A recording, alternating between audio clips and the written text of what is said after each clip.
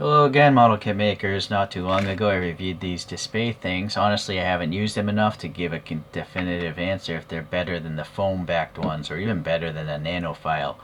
But I will use them for model kits, and at the same time I pretty much ordered these, which is some other brand that I can't read, of course. But I thought I'd just, review these things just to see, if there's any noticeable difference. So unlike the display ones that have these plastic handles that you can add stickers to and label them, and the backing is quite obvious, this is a CNC milled piece of aluminum, and there's no number on there.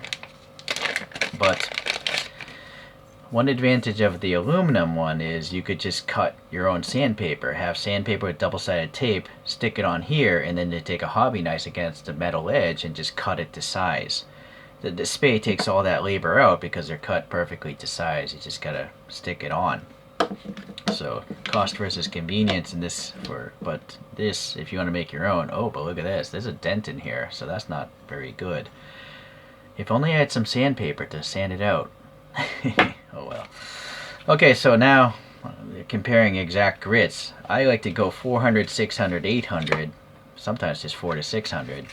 But here we have, let's see, I don't know what these numbers would necessarily mean. I don't know, they're not marked. Take the backing off, stick it on. It's not rocket science, it's just sandpaper after all.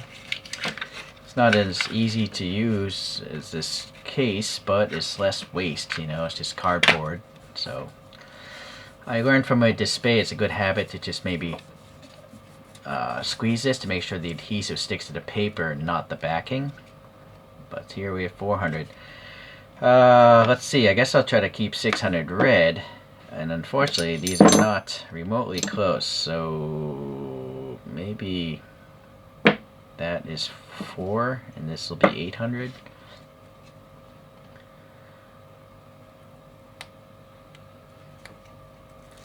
Yeah, you'd think, if this box was orange, they would have an orange colored one and maybe a purple anodized one as well.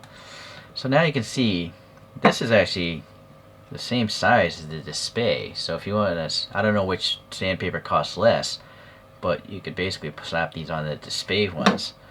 Whereas these might not even be the same brand. So you can see it's shorter. Yeah. And also, you gotta make sure you remember the backing, because I don't see 400 on here whatsoever. So I think this is just generic sandpaper. So now I'm gonna stick this on this edge. That wasn't done perfectly. So it might be a good idea just to put it on the surface of a hard thing. Do this. So now those edges should be aligned. Now I gotta cut off the rest with the hobby knife. So I just noticed on this 800 it's a proof. So this is waterproof, so that's good. You can wet sand this stuff. It's a cloth backing and not a paper backing. Okay. And then this one, for some reason, is 2 pieces of paper for the backing, so it's a little bit easier. You can get an idea that might be 600. It's from Germany as well, so I would hope that that's a quality sandpaper. I'm not aware of any garbage made from that country. Alright, so I'm just, really pressing that adhesive on before you try to cut the edge. I suppose you could just wrap. In fact, that might be a smarter idea, because you might want to wrap. You might want to actually sand a corner, right? So maybe that's the only issue is it's not as long as it should be. So, but being aluminum, there's no fear of denting this really so much or damaging it like the plastic ones. Although a plastic model kit wouldn't have that issue anyways. But if for some reason for different arts and crafts, maybe you want to sand a piece of copper or brass or something, I guess that could theoretically damage the handle if it was made of plastic. Okay. So here I'm going to try this method here. Just do that. get that edge. Oh yeah, that's actually pretty effective. Yeah, I almost wish it was a little bit longer so you could actually fold it and adhere it even more so it doesn't have a chance of like peeling up. I think with the 600, because it's a finer grit, it sticks down, but this 400, it's kind of hard to get it flat because, you know, the paper doesn't want to bend as much, being, you know, a coarser grit. Well, maybe it worked. Alright, so these display papers are pretty much new. They're literally the last video, so they're only used to sand a nub off and this little surface here, so I'm not going to bother replacing these because they've only done like 20 strokes. Okay, so 46800. I just used my Brother label printer to mark these. And let's just, well, you know, why not? Maybe you do want to sand some wood. So, let's see this corner here, equal corners. Yeah, very firm, that's for sure. Okay. Yeah, it's there's no bend at all, and it's a very firm thing. It seems to work fine there, of course. Now the plastic, it's lighter, it seems. Let me weigh them after. It doesn't feel as, you know, firm, of course, but it's doing its job. I mean, it's just flat sandpaper.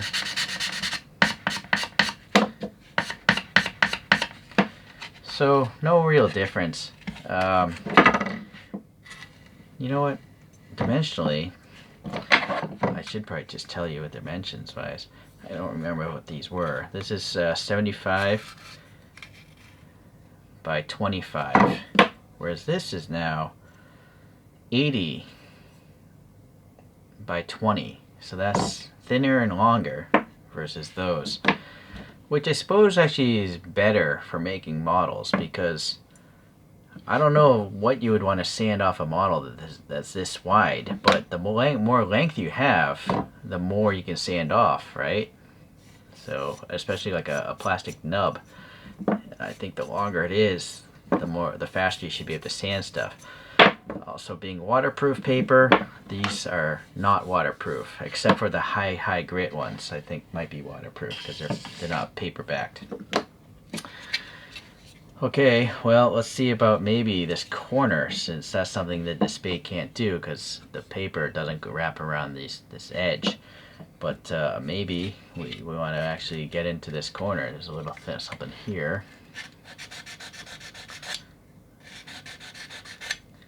And yeah, I'm sanding into that.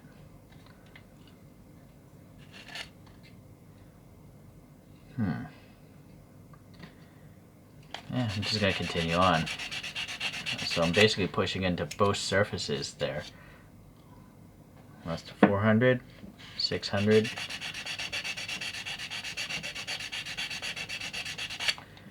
Alright, it's definitely cutting away, and then 800.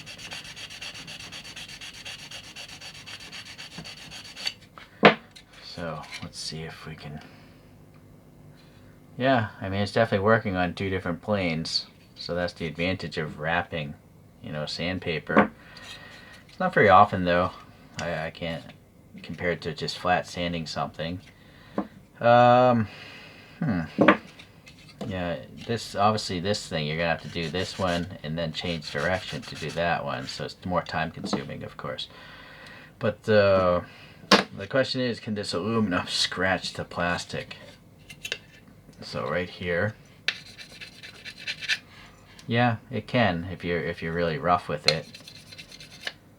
Yeah, the little sandblasting effect here. Yeah, it's definitely scratching, so you gotta be careful that if you are gonna come up against a corner, you're not trying to scratch it. You don't want to press into the corner. So let me try it right here, where I'm not gonna try to mess up that edge.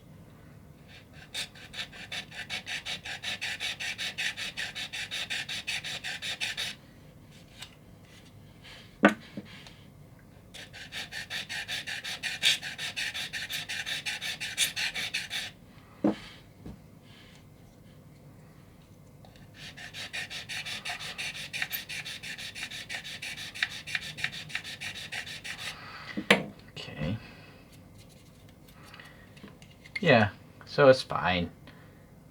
I didn't really put any scratches there, so it's not an issue. I don't think it's an issue that this is a metal edge. You just gotta be, just don't be ham-fisted. So holding it wise, this is convex there. Concave, sorry, concave. And for some reason, there's a lightning hole here. I don't know if that has some sort of functional purpose. It's only on one side. And it's 5 millimeters, an even thing. And hold on.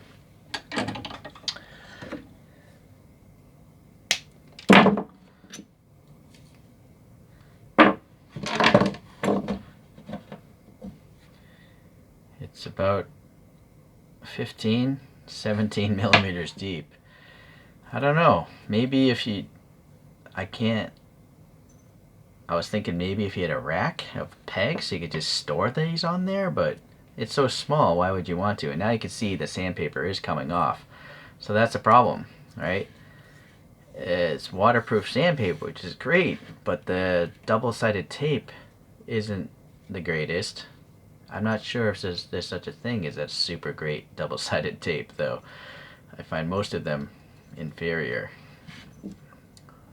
Okay, unless it's like a foam tape, but you don't want the thickness of a foam tape.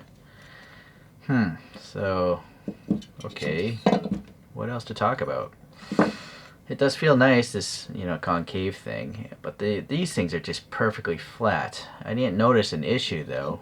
The display is a little bit more ergonomic there, but the same, it has an overhang, so your fingers can't really fall off of that easily. I suppose if you were wet sanding, maybe that could fall out of your hand, but it definitely feels a little nicer holding it this way, whereas this is just flat. Well, actually, there's an angle. It's coming downwards and then up again, so minor differences. I think really it's just the performance of a slightly longer one, assuming you cut your own sandpaper, versus the width of this. Also, if it's thinner, you can see the model easier, I think, instead of blocking it with a wider one. So I can see the benefit if someone wanted to purchase this, maybe over this. But yeah, you can't take advantage of the size of this unless you cut your own sandpaper. Because at least this brand here, it's meant for the display sizes.